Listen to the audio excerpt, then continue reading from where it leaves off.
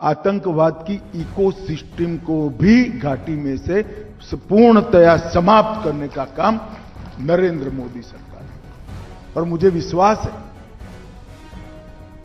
कि जो कुछ भी हमें गंवाया है वो हम जल्दी प्राप्त करेंगे। न केवल भौतिक विकास, कश्मीर की सांस्कृतिक ऊंचाइयों को भी हम बहुत जल्द प्राप्त करेंगे। मुझे आनंद है कि कश्मीर एक प्रकार से फिर से एक बार हमारे भू सांस्कृतिक राष्ट्र भारत का अभिन्न अंग बनकर भारत के साथ ही विकास के रास्ते पर चल पड़ा है।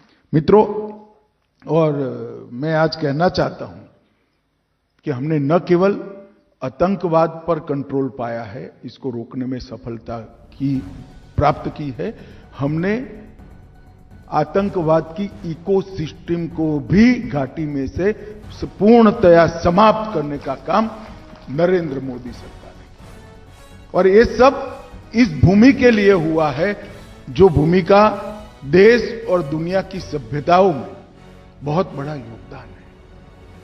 हमारे देश की भाषाओं को, हमारे देश के व्याकरण को, हमारे देश के कई प्रकार की विधाओं को कश्मीर के विद्वानों ने समृद्ध किया है।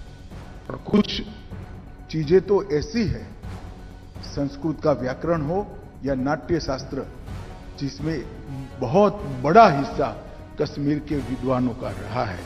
और मित्रों, आज मुझे आनंद है कि कश्मीर एक प्रकार से फिर से एक बार हमारे भू सांस्कृतिक राष्ट्र भारत का अभिन्न अंग बनकर भारत के साथ ही विकास के रास्ते पर चल पड़ा है। वहां पर भी लोकतंत्र प्रस्थापित हुआ है।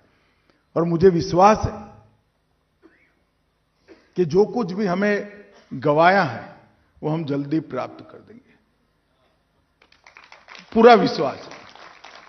न केवल भौतिक विकास, कश्मीर की सांस्कृतिक ऊंचाइयों को भी हम बहुत जल्द प्राप्त करेंगे। आधुनिकता को तो स्वीकारेंगे ही, मगर हमारा चीर पुरातन जो गौरव है उसको भी प्राप्त करेंगे। इतिहास के वो अमर पन्नों को फिर से एक बार सृजित कर जमीन पर उतारने का काम भी कश्मीर की जनता करेगी, इसका मुझे पूरा विश्वास है।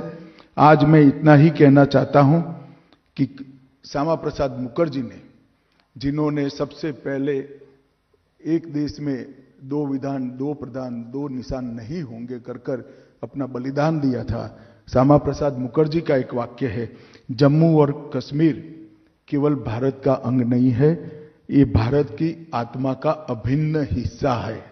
और इस पुस्तक ने ये सिद्ध कर दिया है कि हमारी संस्कृति का अभिन्न हिस्सा जम्मू कश्मीर और लद्दाख है। इसको कोई अब नकार नहीं सकता।